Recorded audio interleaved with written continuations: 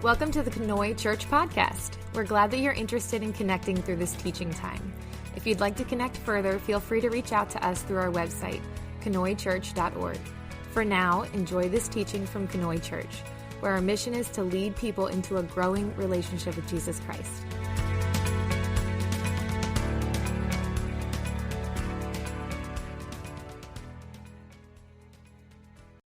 I decided I was going to switch us to a different series, but I decided to keep with the theme of Miracle Maker. I feel like there's still some rocks to uncover there. And this week made me think about mercy, grace, and love. As I prayerfully considered our congregation and our community and sort of what do we need to grapple with and engage with, these are the things that came to mind. And that's not to say that I think that there's a particular problem with these things. So don't hear that. I'm not preaching at any one person or our church to say there's not enough mercy, grace, and love here. But I do think that we live in a world where this needs to increase. And so to start off our conversation, we're going to be in a couple different scriptures today. We're going to be in Luke 22, and we're going to be in John chapter 8. But before we get there, what I want to do is I want to give us a bit of a refresher on something that I taught years ago here. We called it then the circle of love. And I want to give us a little refresher on this because I think this will build into the couple of stories that we're going to look at this morning. And the way that I want to start is I want to start by just reviewing for us for a moment the Ten Commandments. Okay? The Ten Commandments were the law given to Moses, given to God's people in order to guide and direct our lives, right? These are the laws that were supposed to be the guardrails. Follow these things and stay in right relationship with God. And so if we look at the first four, I'll put them on the screen for you. We have no other gods. You may not have any other gods before God. Don't make any idols. Don't take the Lord's name in vain. Remember the Sabbath and keep it holy. Those are the first four of the Ten Commandments. And so what I want you to do for a moment is just think, how does mankind do at following the Ten Commandments? How do they do at following just the first four, right? I was trying to think through like specific examples to give. Solomon was the first one that came to mind when I thought about the first one. Solomon had 700 wives and 300 concubines. Many of those wives came from foreign lands. And so when they came, Solomon willingly built temples and altars to those foreign gods. Right? So we can look at one of our most famous kings and see a failure to not have any other gods. Look at the next one, no idols, and the one that comes to mind very easily is the very first thing the Hebrew slaves do when they leave Egypt is they build a golden calf, right? I mean, Moses is literally up the mountain getting the Ten Commandments, and what are they doing? At the base of the mountain, they're building a golden calf. So don't make any idols. We've seen that broken again and again. Don't take the Lord's name in vain. The prophet Ezekiel, receiving it from God in chapter 36, he says that the people have profaned the name of God among the nations. They've misrepresented him. I know sometimes when we think about this particular commandment, we just think about certain words we're not supposed to say, right? But when we engage this commandment, it's quite a bit more than that. Because Ezekiel is sharing, God's name has been profaned among the nations because he's been misrepresented. So, we've taken the Lord's name in vain. And I don't know that I have to provide any specific examples about keeping the Sabbath day holy. Even last week when we were talking about the paralyzed man who gets healed, we learned that you can break the Sabbath just by carrying your mat and walking, right? The Sabbath is something that I think we see broken over and over. Now, these first four, you've probably heard this before, they really focus on our relationship with God, don't they? Right? So, I want you to think about that. First four are about loving God. That's your vertical relationship, okay? Now, what are the next ones? The next ones are honor your father and mother, don't kill, don't commit adultery, don't steal, don't bear false witness, don't covet your neighbor's goods, right? And those focus on others. your horizontal relationships in this world. And how do we do with these, right? How does individuals do following these commandments? I mean, we could look at this list, think about King David, and see most of them broken, right, in just a singular person. And I think if we're all honest, we've all done plenty of breaking of these commandments ourselves, all 10 of them. So what we know by our own lives is something that the Israelite priests began to understand too. Living a life following the 10 commandments is actually hard, right? And the commandments became pretty easy to break. Whether you were the king or you were the lowest of the low, breaking commandments is actually pretty easy to do. And so the Israelite priests did something to try and protect the law and protect the people. They added more rules, right? They added rules to protect us from breaking the law. And so if keeping the Sabbath day holy is the law, they are the ones that spelled out, don't carry your mat, that's work, breaking the Sabbath, right? And so eventually we ended up with 613 commandments. Not 10, 613 commandments that the Jewish people had to live by in order to make sure that they were faithfully following God. And so even if the Israelite priests did this out of a loving act of protecting the law and protecting the people, what they created was something that was unbearable to live within and to have faith within, to be faithful to. When Jesus is born, the Jews are living under 613 commandments being adjudicated by the religious leaders. So, in Matthew chapter 22, there's a moment when a religious leader comes up to Jesus and says, which commandment is the greatest commandment?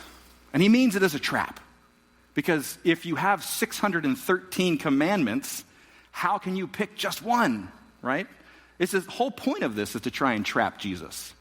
But what Jesus does is pretty brilliant, because what he does is he tells the religious leaders and his students who are there and the crowd who was there that the greatest commandment is to love God, and the second greatest commandment is like the first, love your neighbor as yourself, right?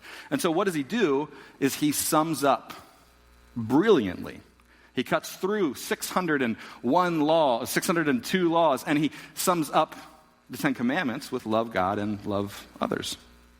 And if it's not clear enough for us, Jesus will actually go on to clarify. He'll explain more for us, because he tells us that we're supposed to love our neighbor, and he spells out, who is your neighbor?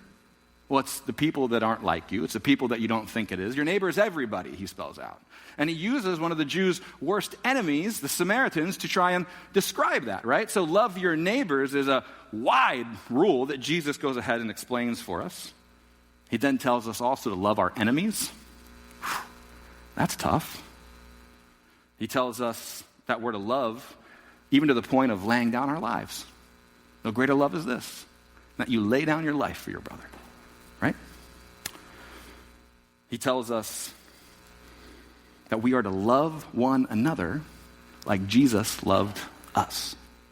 So not the way that you love, not the way you want to love, but love in the way that Jesus was loving the other disciples.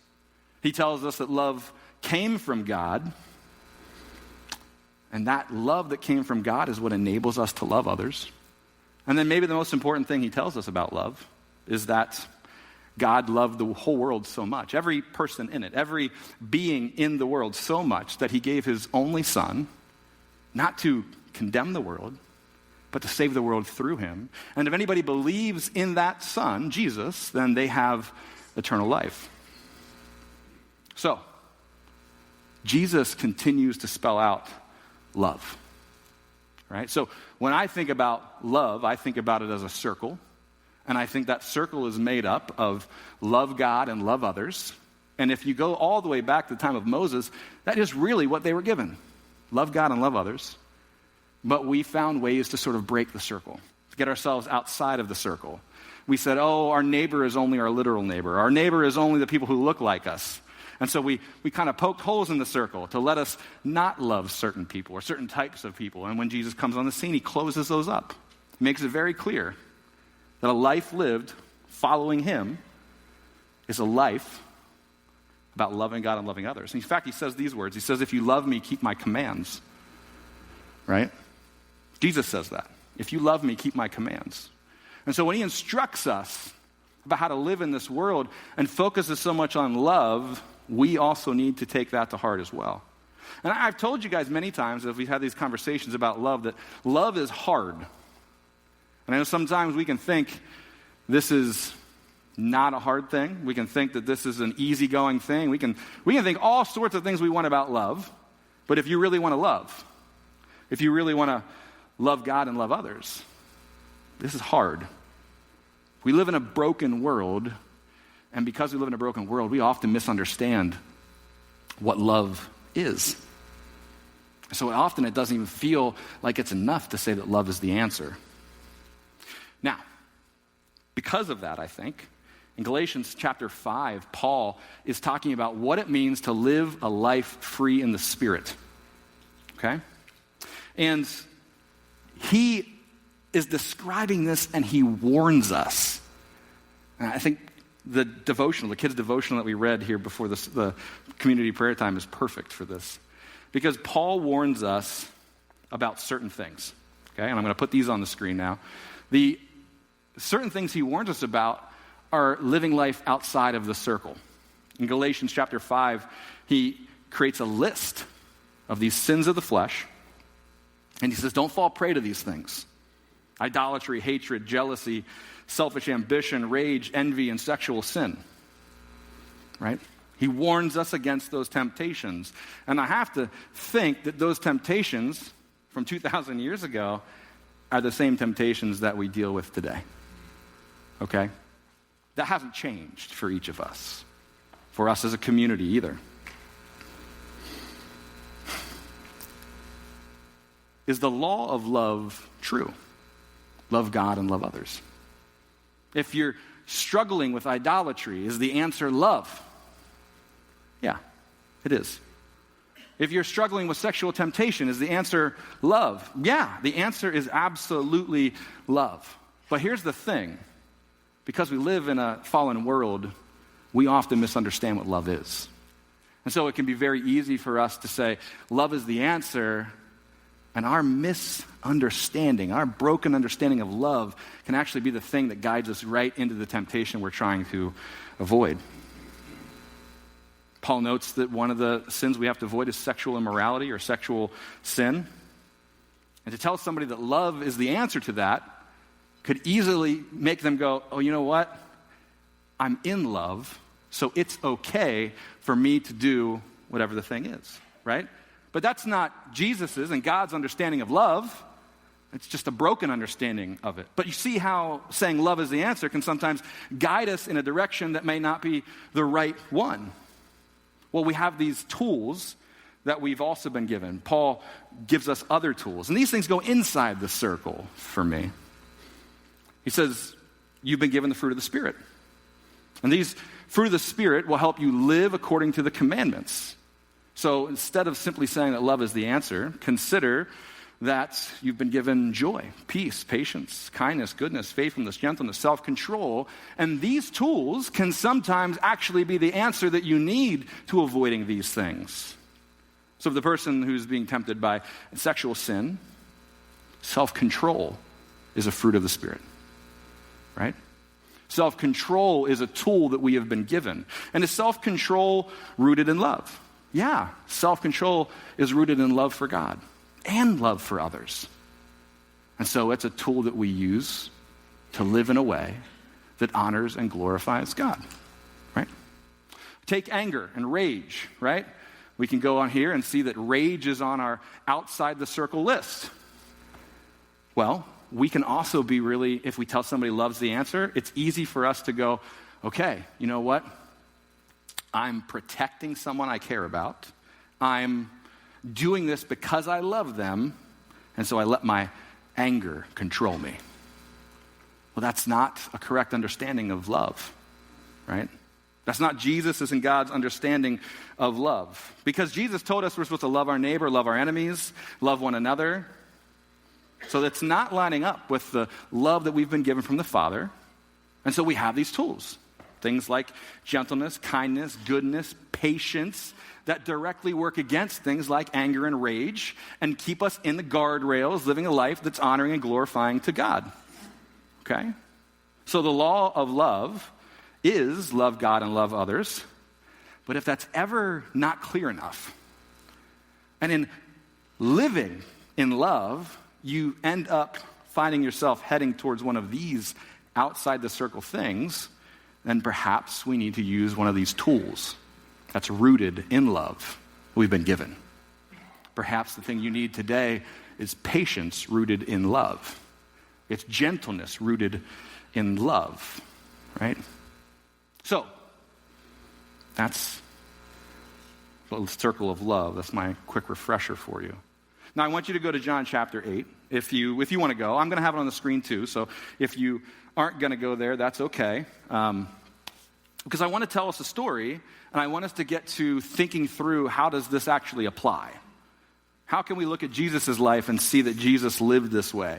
Because if we're supposed to love others like Jesus loved others, for us to follow his commandments, then I think we need to look at the life of Jesus and get a good understanding of how Jesus lived by the law of love. So I'm going to start at John 8:1. It says that Jesus went to the Mount of Olives. At dawn, he appeared again in the temple courts where all the people gathered around him, and he sat down to teach them. The teachers of the law and the Pharisees brought in a woman caught in adultery. They made her stand before the group and said to Jesus, "Teacher, this woman was caught in the act of adultery. And the law of Moses commands us to stone such women. Now, what do you say?" And they're using this question as a trap in order to have a basis for accusing him. There's a lot going on here in this story. We're going to pause so we can kind of capture a number of things. A woman has been accused of sexual sin, right? Which is one of those things that was outside our circle. One of the things we want to avoid. She's been accused of this. She's been brought in before Jesus, who's been teaching a crowd. And he has a crowd gathered. He's teaching them. And the religious leaders yank this woman in, throw her before Jesus. They say, look, the law given by Moses tells us that we need to stone her. And so the religious leaders are coming in prepared to sentence her to death and then carry out the execution with the crowd that is gathered. Now, one of the things that I think is important for us to recognize is there's a good chance this is a false accusation, right? The religious leaders are using this as a way to trap Jesus. So they're going to try and make this look a certain way. But here's one of the things that's important to note. Where's the man? You don't get caught in the act of adultery alone, okay? And the law of Moses says there is punishment for both of them. But somehow in this moment, they've only caught one, and they bring her in before Jesus. So even if it's a true accusation and not false, the people who are saying that they're following the law are not following the law because they only have the woman and not the man. So, woman accused of sexual sin, maybe falsely, maybe not. But the law condemns her. We have religious leaders who are trying to trap Jesus because of their sin of jealousy and anger. And we have a crowd of people who are going along with the religious leaders out of fear, self-interest. And we have Jesus, who's got his disciples, his students, his friends with him. And Jesus, who has taught us the law of love, right? Loving God and loving others. So how do we use this? How do we interact with this? Let's look at what Jesus does. It says this: Jesus bent down and started to write on the ground with his finger. When they kept on questioning him, he straightened up and he said to them, "Let any one of you who is without sin be the first to throw a stone at her." Again, he stooped down and wrote on the ground. At this, those who heard began to go away one at a time, the older ones first, until only Jesus was left with the woman standing there. Jesus straightened up and asked her, "Woman, where are they? Has no one condemned you?" "No one, sir," she said. "Then neither do I condemn you," Jesus declared. "Go now and leave your life of sin."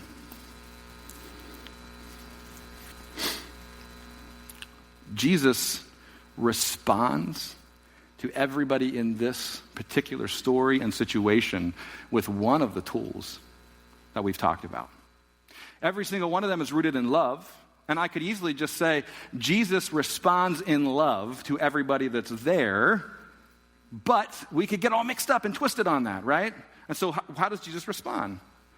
To the jealous and angry religious leaders, Jesus responds, let me go back up here and put it on the screen. To the angry and jealous religious leaders, Jesus responds with faithfulness to the law. He's faithful to the law, but gentle in its application. Those are gifts rooted in the law of love. And that's how he responds to the religious leaders who are trying to trap him, religious leaders who are making themselves enemies of him. To the gathered crowd, Jesus' actions and tone displays patience. He guides them towards self-control by telling them, if you haven't sinned, you may throw the first stone. They are forced to either lie about who they are and their past, or exercise self-control and not throw the stone. To the woman, Jesus leaves condemnation aside.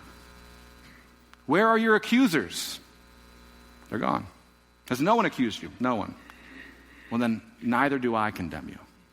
Because God sent his son into the world to save the world through love, right? Not to condemn the world, but to save the world. And so in this moment, Jesus responds with leaving condemnation out of the picture. He gives her grace and forgiveness and guidance, truth. He says, go and leave your life of sin. Go, live a different way than you've been living. Even if this was a false accusation, somehow this woman has been ensnared and brought into this place. Go and live in a different way. Jesus responds with these tools that we have that are all wrapped up in loving God and loving others to every single person who is there. But we can miss that and misunderstand it. We could say, look, I'm angry about this whole situation. I'm just going to fend off everybody with a rock. But is that understanding love? No, it's not. The way Jesus responds gives us a picture of how he understands God's love. And he then instructs his disciples, go and live the same way. Go and love others like I have loved you. This is the example. And so we look in the Gospels and we see examples of Jesus' life that show us what love is. One more. Luke chapter 22. You can flip there if you want.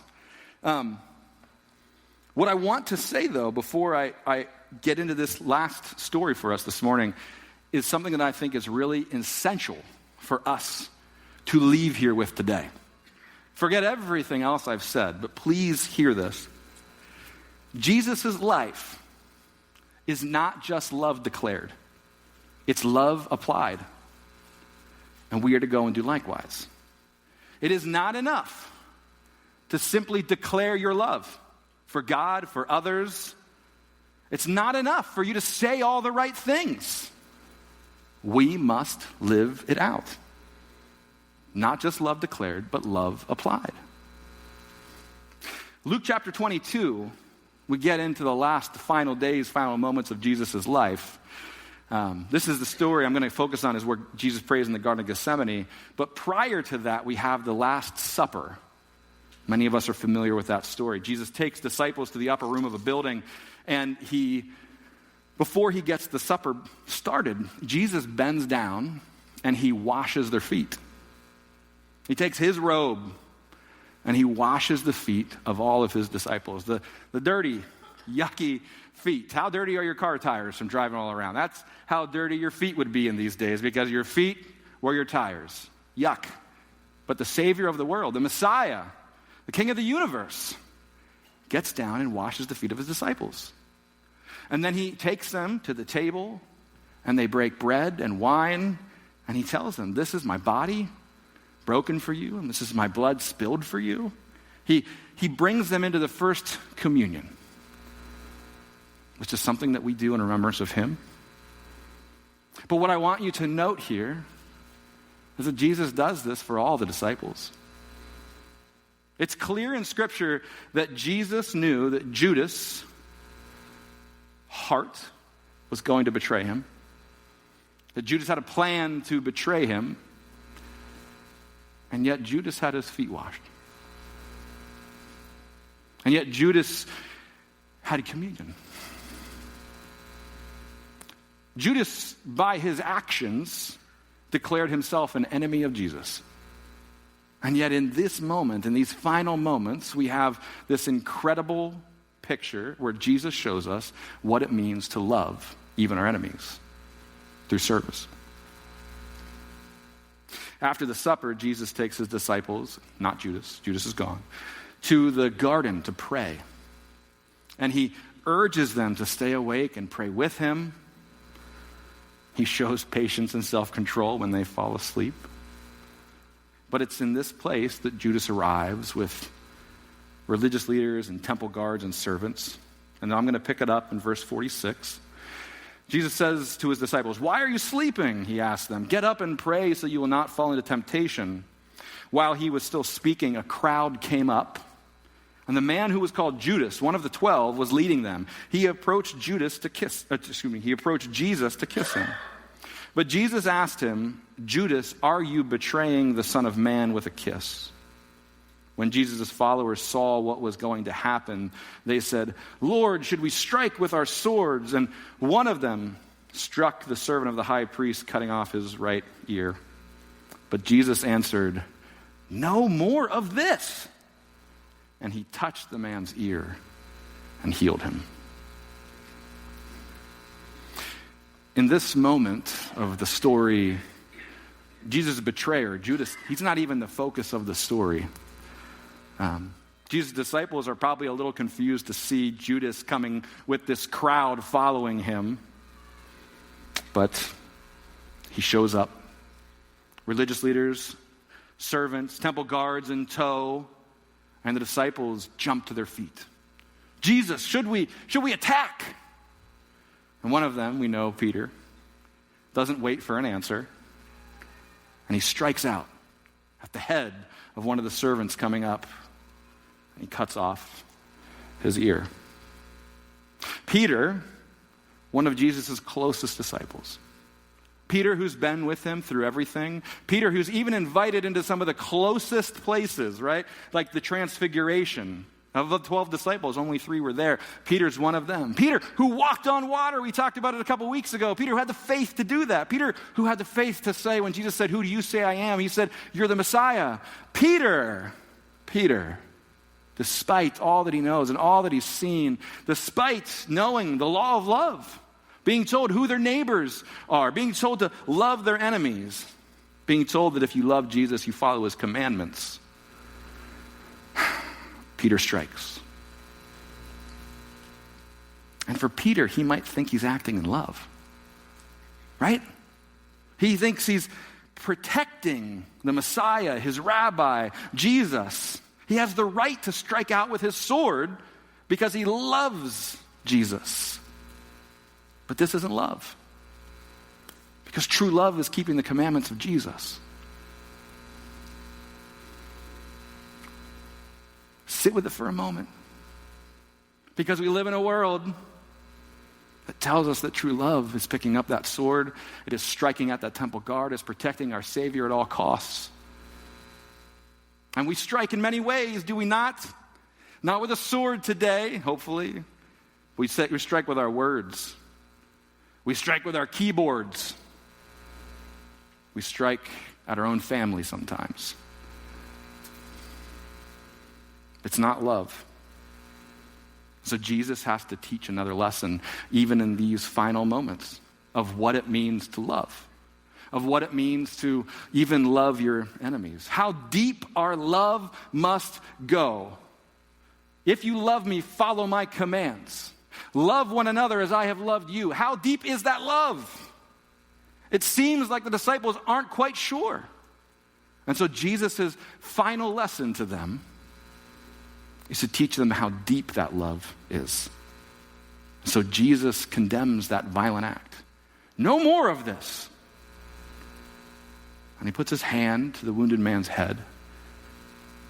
He puts his hand to the head of his enemy, meant to arrest him and take him to his execution. And he heals him, restores his ear. I'm not sure who said it. I've forgotten who said it at this point, but somebody long ago said, when Jesus disarms Peter, he disarms us all. We think we understand love. And we do all sorts of things out of love, or convince ourselves that it is love. But in reality, it's a twisted understanding of what love is. Because Jesus continues to show us again and again what true love is. Love God. Love your neighbor. Love those who aren't like you. That's who your neighbor is. It is your neighbor, your literal neighbor. And it's the people that you don't think it's going to be. It's the people who don't look like you or believe the same things as you or talk like you. Those are your neighbors. Love them too. And love your enemy. And if you love me, then do these things that I've commanded you to do. One of the most incredible and miraculous things I think about Jesus is that Jesus picks his moments. There's a word, and if you picked up a congregational council packet, you've seen it. There's a word, it's a Greek word, kairos. And this word means the opportune moment or time. Jesus picks his kairos moments well. In the moment that he healed the ear of the guard, he shows mercy, grace, and love. That was an opportune moment. When he was drawing in the sand, correcting the religious leaders in the crowd around a woman who's been caught in adultery, this is a kairos moment for Jesus to show them mercy, grace, and love, to show them faithfulness to the law, but gentleness in its application. So he picks it, his opportune moment to engage. And the life of Jesus, if we look at it, if you put your kairos glasses on as you read Scripture, you will see again and again that Jesus picks his kairos moments, his opportune moments to teach, to love, to heal, to rescue as he engages with people in his life. And so you and I are left, I think, this morning thinking about the day that we live in. Today, this age, this moment in time, this is our kairos moment. This is our opportune time, my friends. The world that we live in is full of vitriol and hatred and slander. These are the swords that we wield so easily. These are the things that we lapse into quickly. And that's the world that we live in. So we have an opportunity. You and I have a kairos moment today, this week. And these moments that we live, to not respond with anger and hatred and slander. Instead, we can respond in a way that shows the world around us who Jesus is. And the world around us might be too big of a picture for some of us. You can show your spouse what the love of Jesus is like, and your children. You can show your grandchildren. You can show your neighbor, your literal neighbor, what it means to follow Jesus. And it's not slander, it's not gossip, it's not anger or rage. Instead, we have tools to help us navigate towards love. Instead, we respond with things like gentleness and self-control, faithfulness, joy and peace. These are the things that we can respond with in this day and age that push back against the world around us. And I'm not someone who's often saying it's us against the world, but in this moment and in this way, it is the followers of Jesus against the world around us, because it is so easy to lapse into the world around us. It is so easy for us to fall prey to the temptations that are not in our circle but outside of our circle. These are the things that is easy for us to fall into. But when we respond with these things, we push it back. We create a space where people go, oh, he, she, they are different. It gives us the chance for someone to ask the question, why do you live this way? And we can respond. Because the command in which I live my life by is loving God and loving others. And I can tell you a whole lot more about it. We show Jesus our love by following his commands. Not following ours. Not following our misunderstood way of love, but following his. It's not just love declared. It's love applied. This is who we need to be in the world we live in today. It is not good enough to simply declare. We must live it out. I hope, I pray, as we leave this place, each of us has the eyes to see the moments that we can go from person to person. Those moments when the world, the Titanic, is sinking around us, but we can see it's an opportune moment to live, loving God and loving others, so they understand better who he is.